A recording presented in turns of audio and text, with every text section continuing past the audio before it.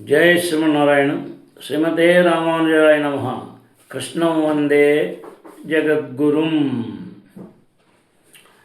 పరిత్రాణాయ సాధూనాం వినాశాయ చ దుష్కృతాం ధర్మ సంస్థాపనార్థాయ సంభవామి యుగే యుగే.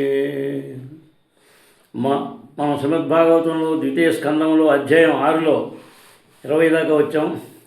ఈరోజు మనం 21 చెప్పుకోవాలమ్మా. భారత్లో చెప్పాం అంచేత మనం 20 దాకా అయింది, 21కి వచ్చామమ్మా. భారద్వాజ కులంబోధి చంద్రం శ్రీ పురుషోత్తమం వేదాంతో భయని తత్వార్థ జ్ఞానదం గురుమాశ్రయే. పురుష సూక్త నిర్ధారణం గురించి మనం చెప్పుకున్నాం అమ్మా. అందులో శృతి విచక్రమే విశ్వశాతనానసనే ఉభే యద విద్యాచ పురుషస్తు భయాశ్రయః. సర్వవ్యాపేకు భగవానుడు తన శక్తుల ద్వారా ఆ విధముగా నియామక కర్మలకు భక్తిత సేవకు పూర్ణ ప్రభువై ఉన్నాడు. అన్ని స్థితులకు సంబంధించిన అజ్ఞానము మరియు వాస్తవ జ్ఞానము రెండింటికి అతడే చర్మశ్రాయమై ఉన్నాడు. విశ్వజ్ అను పదము ఈ శ్లోకమునందు ప్రధానమైనది. ప్రతి కర్మక్షేత్రమునందు చక్కగా చరించువాడు పురుషుడు లేదా క్షేత్రజ్ఞుడు అని పిలువబడును. క్షేత్రజ్ఞుడు మరియు పురుషుడు అనే 2 పదములను ఆత్మకు పరమాత్మకు సమానముగా సంగతమై ఉన్నవి. ఈ విషయము భగవద్గీతలో 13:3 యందు ఈ క్రింది విధముగా వివరింపబడినది.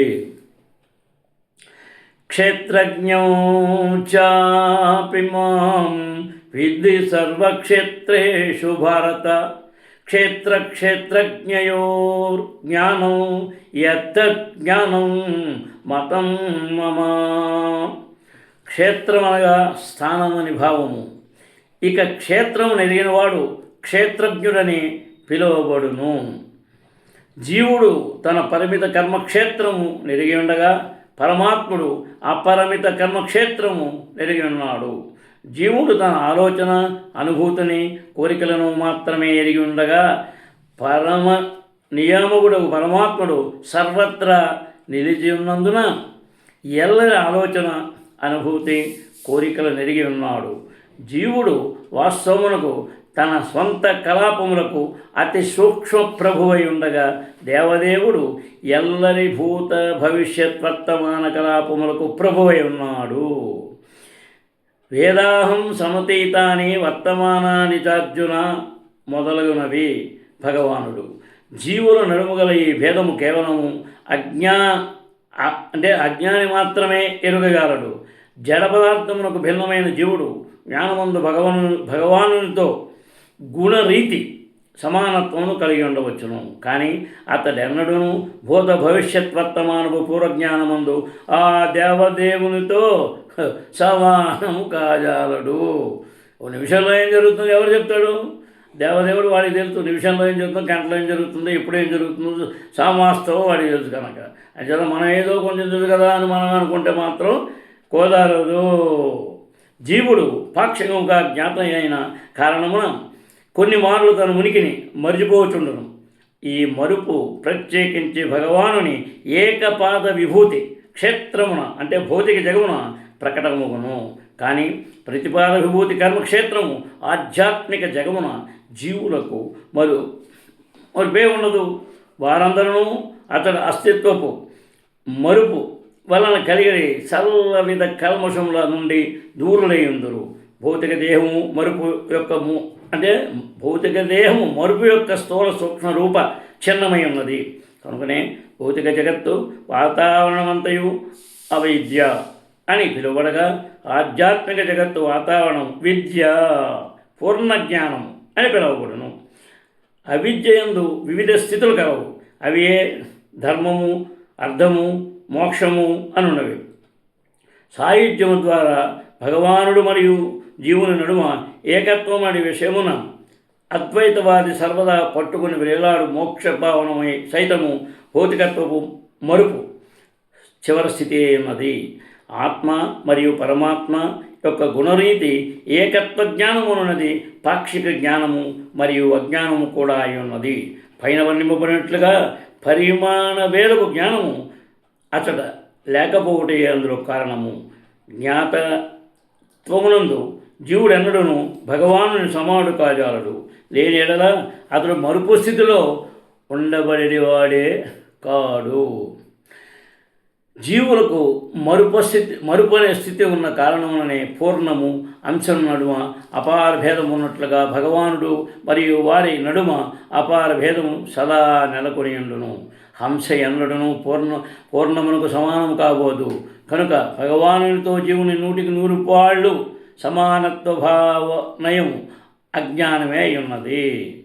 అజ్ఞాన క్షేత్రమున కర్మలన్నీను సృష్టిపై ఆధిపత్యం వహించుట వైపునకే త్రోవ చూపి ఉండును. కనుకనే భౌతిక జగమునందు ప్రతి ఒక్కరును దానిపై ఆధిపత్యం వహించుటకు భౌతికైశ్వర్య అర్జనముందు నియుక్తులైందురు. తత్ఫలితముగా అజ్ఞానపు చిన్నములైన జగడము మరియు భంగపాటు అయినవి సర్వదా కలుగుచుండును. కానీ జ్ఞానక్షేత్రమున శ్రీకృష్ణ భగవానుని భక్తితో సేవయే నిలిచియుండును. కనుకనే భక్తియుత కర్మల ముక్తి స్థితిలో అజ్ఞాన ప్రభావంచే లేదా మరుపుచే అవిద్య కలుషితమయ్యే అవకాశమే లేదు. ఆ విధముగా భగవానుడు అజ్ఞానము, జ్ఞానము అనే 2 క్షేత్రముల యజమానుడై ఉన్నాడు. ఈ 2 క్షేత్రములలో దేని యందైనను నిలువగోరుట జీవుని ఇష్టముపై ఆధారపడి ఉండును. తర్వాత యస్మాదండం విరాజజ్ఞే పూతేంద్రియ గుణాత్మకః తద్ద్రవ్యమధ్యగాద్విత్స్వం గోపిః సూర్య ఇవాతపన్. ఆ దేవదేవుని నుండి అన్ని బ్రహ్మాండములు మరియు భౌతికాంశములు, గుణములు, ఇంద్రియములను కూడిన విశ్వరూపము ఉద్భవించినది. సూర్యుడు తన కిరణములను మరియు ఉష్ణము నుండి అన్యమైనట్లుగా అతడు అట్టి వ్యక్తీకరణములకు భిన్నమై ఉన్నాడు. పరమసత్యము గత శ్లోకమునందు పురుషుడు లేదా పురుషోత్తముడు అని నిశ్చయింపబడినది. ఆ పూర్ణ పురుషుడే తన విభిన్న శక్తుల ద్వారా ఈశ్వరుడు అంటే పరమనియామకుడు అయి ఉన్నాడు. భగవద్గీత ఎందు పేర్కొనబడినట్లు భిన్న ప్రకృతి భౌతిక శక్తికి చెందిన ఏకపాద విభూతి వ్యక్తీకరణము భగవానుని పలుభార్యలలో ఒకటి వంటిది. వారి ఎడ ఆ దేవదేవుడు అంతగా ఆకర్షితుడై ఉండడు. కానీ విశుద్ధాధ్యాత్మిక శక్తి వ్యక్తీకరణమైనందున త్రిపాద విభూతి అతనికి మిగులు ఆకర్షణీయమై ఉన్నది. తత్కారణమున అతడు భౌతిక శక్తి యందు బీజప్రదానము కావించడం ద్వారా భౌతిక వ్యక్తీకరణను సృజించును. తదనంతరము ఆ వ్యక్తీకరణమందు అతడు బ్రహ్మాండముగు విశ్వరూపముగా విస్తరించును. అర్జునులకు చూపబడి ఉన్నట్టి ఆ విశ్వరూపము శ్రీకృష్ణ భగవానుని మూలరూపము కాదు. అతని మూలరూపం పురుషోత్తమ రూపము లేదా స్వయముగా కృష్ణ రూపమే ఉన్నది. సూర్యుని భాతి ఆ దేవదేవుడు స్వయముగా విస్తరించునని ఇక్కడ చక్కగా వివరించబడినది. తీవ్రము ఉష్ణము మరియు కిరణముల ద్వారా సూర్యుడు విస్తరించినను అట్టి ఉష్ణ కిరణములకు అతడు సదా భిన్నముగా నుండును. నిరాకారవాది భగవానుని శ్రీకృష్ణునిగా పిలువబడు అనుభవైక వేద్యమును దివ్యమును నిత్యమును ఆయన రూపమును కూర్చిన ఎట్టి సమాచారము లేకుండగా అతని దేహకాంతిని పరిగణలోకి తీసుకొనును. కనుకనే విశ్వరూపభావమును మాత్రమే కలిగి ఉండడి నిరాకారవాదులకు ద్విభుజ మురళీధర దివ్య రూపమున శ్రీకృష్ణుడు భ్రమను కలిగించేవాడై ఉన్నాడు. సూర్యునితో పోల్చినతో సూర్యకిరణములు గౌణమైనట్లుగా పురుషోత్తముని స్వీయ రూపముతో పోల్చినతో విశ్వరూపము గౌణమై ఉన్నదని వారు తప్పగా ఎరగవలసినది. ఈ విషయమున బ్రహ్మ సంహిత 5.3.7 ఈ క్రింద విధముగా ధృవీకరించబడుతున్నది. आनन्दचिन्मयरसप्रतिभाविताभिस्ताभिर्य एव निजरूपतया कलाभिः गोलोक एव निवसत्य किलात्मभूतो गोविन्दमादि पुरुषं तमहं भजामि. స్వీయ తేజము ద్వారా ఎల్లరి ఇంద్రియములను వజింపజేయు ఆది దేవుడు గోవిందుడు గోలోకములో పిలువబడు దివ్యధామము వసించుండును. అయినను అతడు తన చిన్మయ శక్తితో సమానముగు శక్తి గల ఆధ్యాత్మిక కిరణముల విస్తరణ ద్వారా సృష్టి యందు ఎల్లెడలా నిలిచి ఉన్నాడు. అనగా తన అచింత్య శక్తిచే అతడు ఏకకాలమున రూపసహితుడును నిరాకారుడును అయి ఉన్నాడు. అనగా భౌతిక ఆధ్యాత్మిక వ్యక్తీకరణముల నానా విధత్వమున పూర్ణ ఏకత్వం ప్రదర్శించుచు అతడు అద్వితుడై ఉన్నాడు. సమస్తము నుండి అతడు విడిగానున్నాడు. అయినను ఏదియను అతనికి భిన్నముగా లేదు. తర్వాత యదాస్యనాభ్యాన్నలినాదమాతం మహాత్మనా నావిదం యజ్ఞ సంభారాన్ పురుషావయవాన్ృతే. నేను ఆ మహాపురుషుని మహావిష్ణువు నాభి కమలమునందు జన్మించినప్పుడు అతని దేహ అవయములకు తప్ప ఎట్టి యజ్ఞ సంభారములను కలిగి ఉండలేదు. విశ్వసృష్టికర్త అయిన బ్రహ్మదేవుడు స్వయంభూ తల్లిదండ్రులు లేకుండా జన్మించినవాడు అని పిలువబడును. పురుషుడు అంటే తండ్రి మరియు స్త్రీ తల్లి యొక్క మైదన యోగ సంయోగం ద్వారా జీవి జన్మించుడే అనేది సాధారణ విధానము. కానీ తొలి జీవి యొక్క బ్రహ్మదేవుడు శ్రీకృష్ణ భగవానుని ప్రధాన విస్తారముకు మహావిష్ణువు నాభికమలమునందు జన్మించను. ఆ నాభికమలము భగవాను దేహావయములలోనొకటి బ్రహ్మ దాని నుండి జన్మించను. కనుక అతడు భగవాను దేహాంశమై ఉన్నాడు. బ్రహ్మాండముకు విశ్వమునందు తన జన్మము వెంబడ బ్రహ్మదేవుడు చీకటి తప దేనిని గాంచలేదు. అతడు మిగుల కలవరపడక తపమును ఆచరించి తద్వారా యజ్ఞ సంభారములను పొందుటకు అతని హృదయం నుండి భగవానుడు ప్రేరేపణమును కూర్చెను. కానీ అతడు వారిరువురు మహావిష్ణువు మరియు అతని దేహభాగం నుండి జన్మించిన బ్రహ్మదేవుడు తప్ప వేరేదీనూ లేకుండెను. యజ్ఞ నిర్వహణకు ఎన్నియో సంభారములు ముఖ్యముగా పశువులు అవసరమై ఉన్నవి. జంతు బలి ఉన్నది జంతువులను సంహరించడం కొరకుగాక యజ్ఞం యొక్క విజయ ఫలమును పొందడం కొరకై ఉన్నది.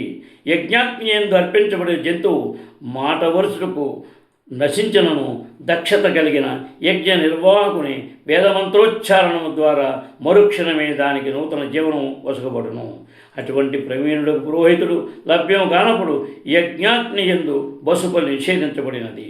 ఆ విధముగా బ్రహ్మ యజ్ఞ సంభారములను సైతము గర్భోదక సాయి విష్ణువు దేహావయవముల నుండియే సృజించెను. దీని భావం ఏమనగా విశ్వసృష్టి బ్రహ్మదేవునితోనే జరుపబడినది. ఏదీను శూన్యం నుండి సృజించబడక భగవాను నుండే సృజింపబడినది. కనుకనే శ్రీ విష్ణు భగవానుడు భగవద్గీత 10:8 ఎందు అహం సర్వస్య ప్రభో మత్తః సర్వం ప్రవర్తతే. ప్రతిదియు నా దేహావయవముల నుండి సృజించబడినది. కనుక నేనే సమస్త సృష్టిలకు మూల కారణమై ఉన్నాను అని పలికి ఉండేను. ప్రతిదీవు భగవానుని తప్ప అన్యము కానప్పుడు అతనిని అర్చించుటలో ప్రయోజనము లేదని నిరాకారవాదులు వాదము చేదురు. కానీ సాకారవాది మాత్రము భగవానుని దేహేంద్రియము నుండి ఉద్భవించినటువంటి సంభారమును ఉపయోగించుచు గొప్ప కృతజ్ఞతాభావమునందు అతనిని అర్చించును. ఫలములు పుష్పములు భూమి నుండి లభించుతున్నను. బుద్ధిమంతులకు భక్తుడు వాటితోనే భూమాతను పూజించును. అదే విధముగా గంగామాతను గంగాజలములతో అర్పించినను ఆ అర్చనము గావించిన వాడు పూజాఫలమును అనుభవింపగలడు. భగవద్దర్శనమును సైతము భగవానుని దేహేంద్రియముల నుండి ఉద్భవించిన సంభారములతో కావింపవచ్చును. అయినను అట్టి అర్చనాపురుడు స్వయముగా భగవదంశ భక్తితో సేవాఫలము సాధించగలడు.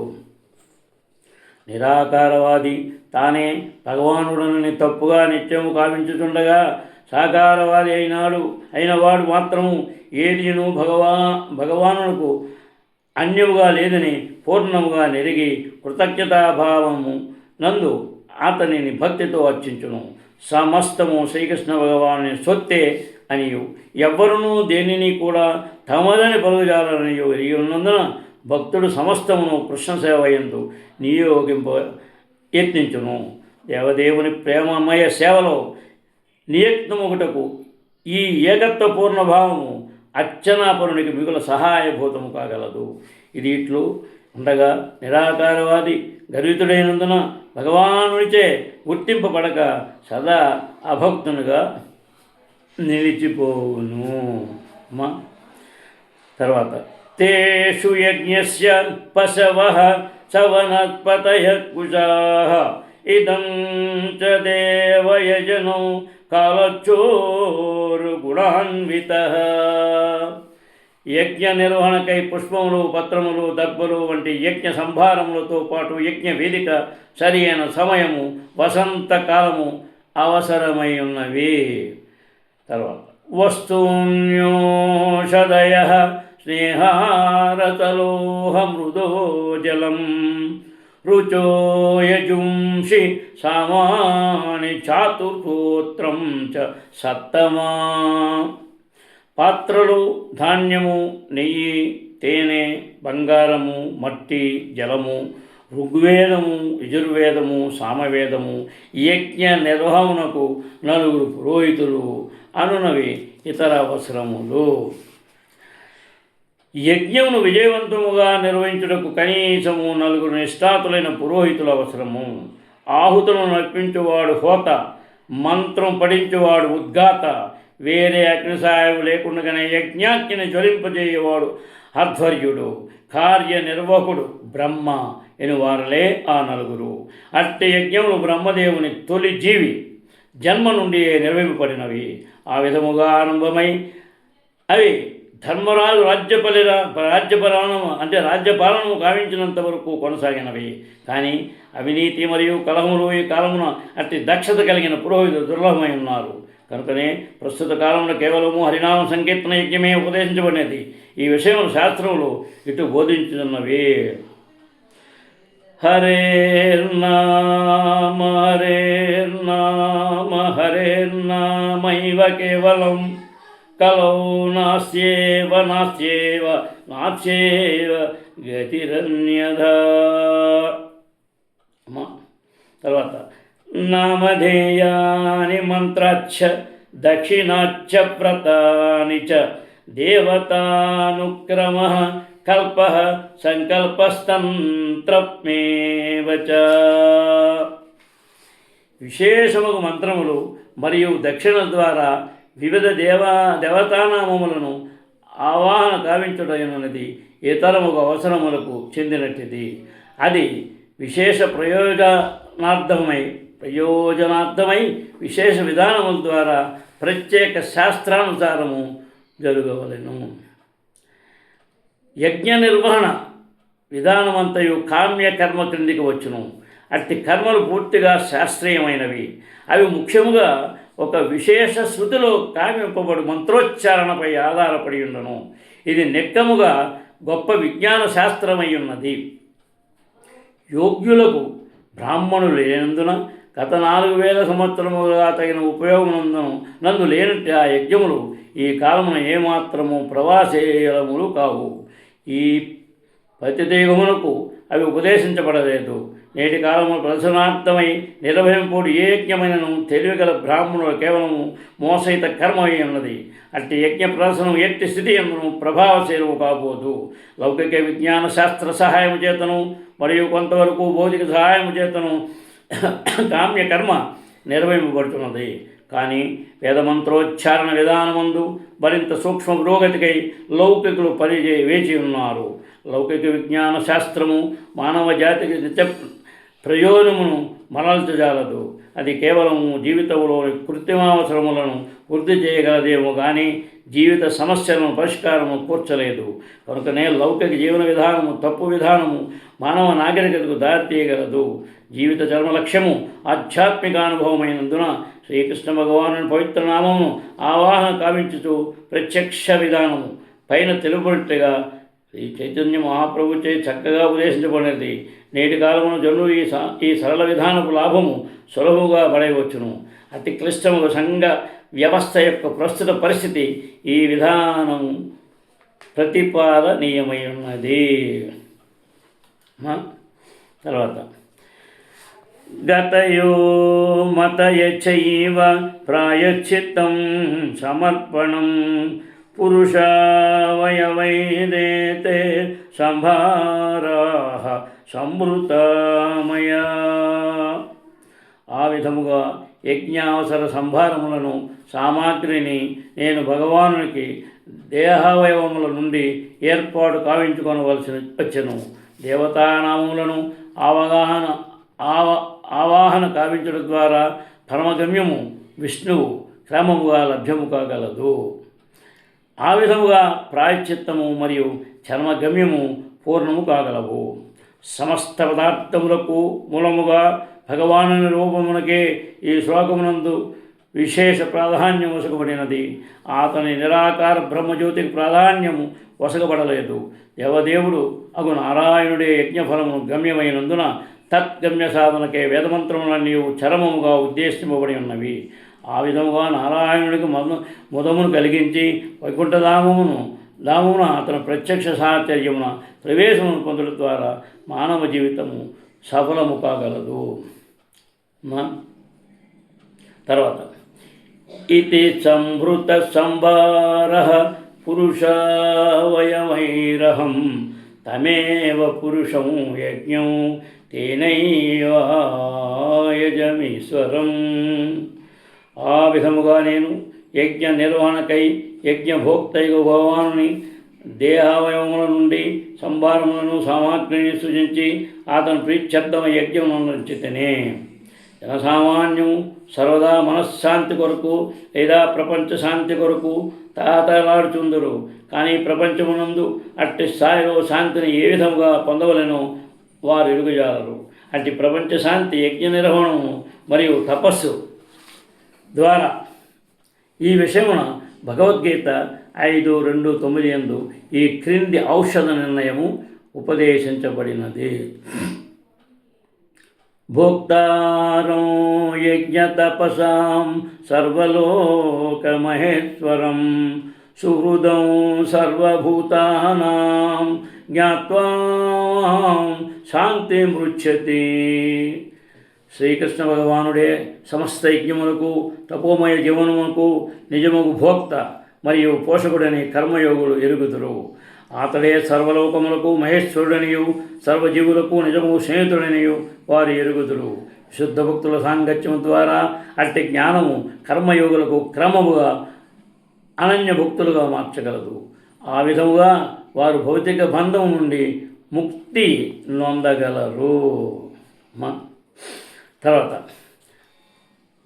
భౌతిక జగమందరి తొలి జీవుడైన బ్రహ్మదేవుడు యజ్ఞ విధాన మార్గమును మనకు బోధించి ఉన్నారు. స్వార్థగతిని ఇతర మనుషుని ప్రీత్యర్థమై అర్పణ చేయుట అనడి భావమును యజ్ఞము అని పదము సూచించుతున్నది. సర్వకర్మల విధానం అదియే. ప్రతి మానవుడు కుటుంబము, సంఘము, జాతి, దేశము లేదా సమస్త మానవ సంఘము వంటి ఏదియో ఒక రూపమున ఇతరులకు తన అభిరుచులను అర్పణము కావించుట ఎందు నియుక్తులై ఉండును. కానీ అట్టి అర్పణలను పరమపురుషుడైన శ్రీకృష్ణ భగవానుని కొరకు పునరించినప్పుడే పూర్ణత్వం సిద్ధించగలదు. సమస్తమునకు ఆతడే యజమాని అయినందున సర్వజీవులకు ఆతడే మిత్రుడైన కారణమున ఆతడే యజ్ఞ నిర్వాహకునిగా పోషించేవాడును, యజ్ఞ సంభారమును సమకూర్చేవాడును అయినందున శ్రీకృష్ణ భగవానుడు ఒక్కడే యజ్ఞములచే సంతృష్టి కూర్చబడవలెను. ఇతరులెవరునూ దానికి అర్హులు కాదు. విద్య, సామాజిక ఉన్నతి, ఆర్థికాభివృద్ధి, మానవ స్థితి మెరుగుపరచడి ప్రణాళికలు అను వాని పురోగతి కొరకు శక్తిని అర్పణము కావించుటందే సమస్త ప్రపంచము నియుక్తమై ఉన్నది. కానీ భగవద్గీత యందు ఉపదేశించిన రీతిగా శ్రీకృష్ణ భగవానుని కొరకు అర్పణము చేయుటలో ఎవ్వరునూ అభివృద్ధి కలిగి లేరు. కనుకనే ప్రపంచమందు శాంతి లేకుండా పోయినది.